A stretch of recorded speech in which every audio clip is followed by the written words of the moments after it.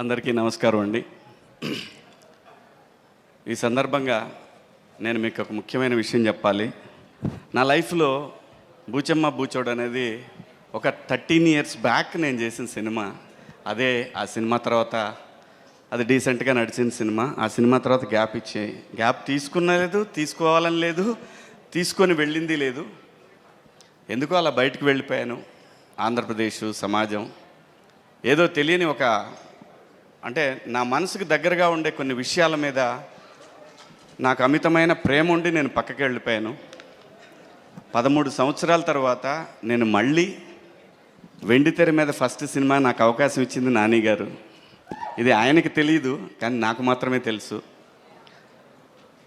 అంటే డబ్బుల కోసం అయితే నేను ఎప్పుడూ చేసేవాడిని అండి. చాలా సినిమాలు చేసేవాడిని, చాలామంది దగ్గరికి వెళ్ళేవాడిని.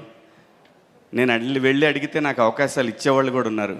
కానీ నేను ఈ పరిశ్రమకు వచ్చిన తర్వాత ప్రతి అవకాశం నా దగ్గరకు వచ్చింది. అది నా అదృష్టం. సో అలాగే ప్రయత్నం చేద్దాం అనుకుని సొంతగా ఒక సినిమా స్టార్ట్ చేద్దాం అనుకున్నా కూడా ప్రకృతి నాకు సహకరించలా.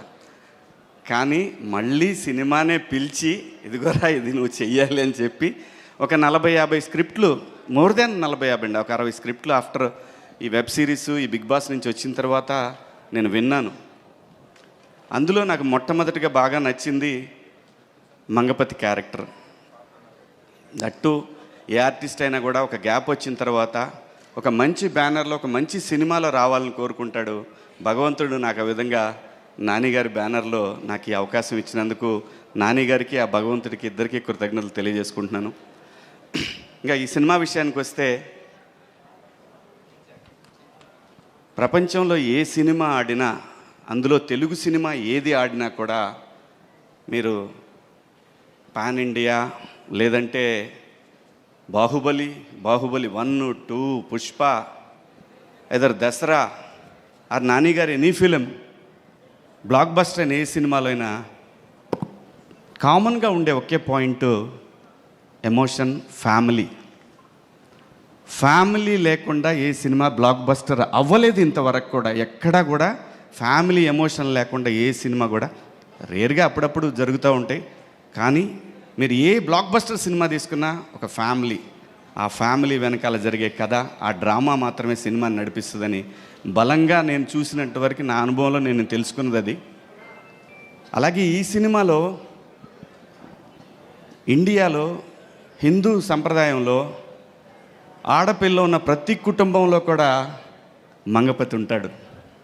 ఇది రియాలిటీ. సో మనందరం ఒక కాన్స్టిట్యూషన్ కట్టుబడి బతుకుతున్నాం కాబట్టి,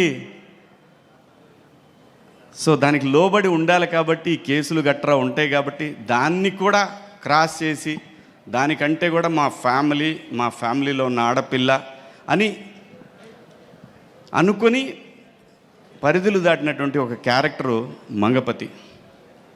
ఈ క్యారెక్టర్ ఇప్పుడు మీకు నార్మల్గా కనిపించవచ్చు, లేదంటే నాని గారు ఎలా ఇచ్చారో నాకు తెలీదు, కానీ అది నాకు చాలా పెద్ద పేరు తీసుకురాబోతుందని బలంగా నమ్ముతున్నాను. ఈ క్యారెక్టర్లో నేనే కాదండి, ఈ సినిమాలో ఏ క్యారెక్టర్ లేకపోయినా కూడా సినిమా ఆడదు.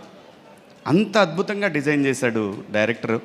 అలాగే దాన్ని యాక్సెప్ట్ చేసిన నాని గారు, నిజంగా నాని గారి బ్యానర్ మనస్ఫూర్తిగా నేను ఓ సూపర్ గుడ్ ఫిలిమ్స్ లాగా కొత్త డైరెక్టర్లకి చాలామందికి పిలిచి చౌదరి గారు స్క్రిప్ట్ విని ఆ డైరెక్టర్ మీద వదిలేశారు. అలాగే ఈ సినిమాకి కూడా చూశాను నేను, ఎందుకంటే నేను ప్రొడక్షన్ చేస్తాను.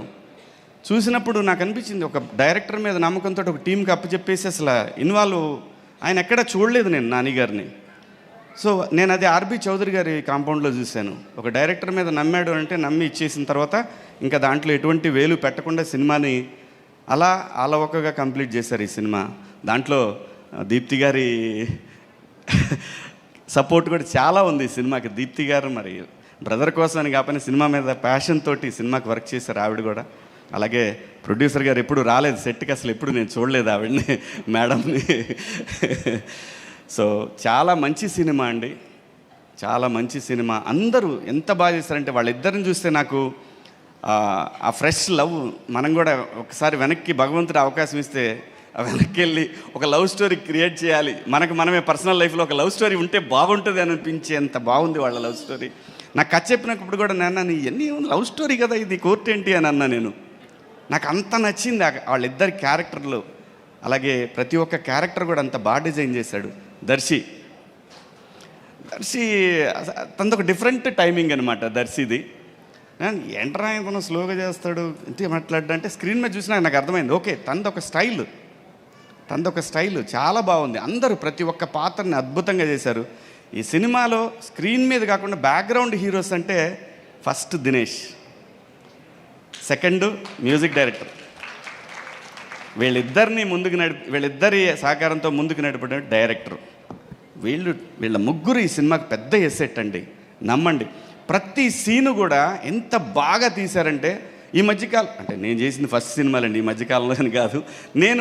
నాకు కొత్తగా అనిపించింది, నేను అప్పుడే ఫస్ట్ టైం సినిమా చేస్తున్నాను అంత బాగా అనిపించింది. నేను క్యారవాన్ దిగానంటే మళ్ళీ నేను ఎప్పుడు వెళ్ళలేదు, అక్కడే ఉండి చూశాను. నేను వీళ్ళు ఎలా తీస్తున్నారు, మళ్ళీ మనం చేసినప్పటికి ఇప్పటికైనా డిఫరెన్స్ ఉందా అంటే డెఫినెట్గా. నేను మిస్సమ్మ సినిమా తీసేటప్పుడు అలా తీసాడు డైరెక్టర్, మొత్తం చుట్టూ తీసేవాడు. ఏంటంటే ఇది ఒకసారి అయిపోయింది కదా ఎదురుగా పెడితే కెమెరా, అంత బాగా తీశాడు. నిజంగా నాకు మిస్సమ్మ మేకింగ్ అప్పుడు ఎలాగైతే నేను ఎంజాయ్ చేస్తూ చేశానో అలాగే ఈ సినిమా మేకింగ్ చూసి చాలా హ్యాపీగా అనిపించింది. దినేష్ గారు ప్రతి ఒక్కళ్ళని కూడా, కెమెరామెన్ దినేష్ గారు ప్రతి ఒక్కళ్ళని కూడా చాలా చాలా అందంగా చూపించారు. అది విలన్ను కూడా అందంగానే చూపించాడు అనిపించింది నాకు. నేను అందంగానే ఉంటాను అనిపిస్తలేండి. అంత బాగా తీశారు, అందరూ కూడా చాలా బాగా చేశారు. నాని గారు thank you so much, love you. ఎందుకంటే నాకు సినిమా ప్రొడక్షన్ చేయాలి చాలా కోరిక, అందరి వల్ల కాదు, అది కొందరికే వర్కౌట్ అవుద్ది. అది మీకు వర్కౌట్ అయింది. ఎంతోమంది డైరెక్టర్లు తెలుగు సినిమా ఇండస్ట్రీలో ఇంకా మీ ద్వారా రావాలని, మంచి సినిమాలు రావాలని వాల్పోస్ట్ నుంచి మనస్ఫూర్తిగా కోరుకుంటూ ఈ అవకాశం నాకు ఇచ్చినందుకు మీ అందరికి కూడా పేరు పేరున ధన్యవాదాలు. థ్యాంక్ యూ సో మచ్ అండి. Thank you.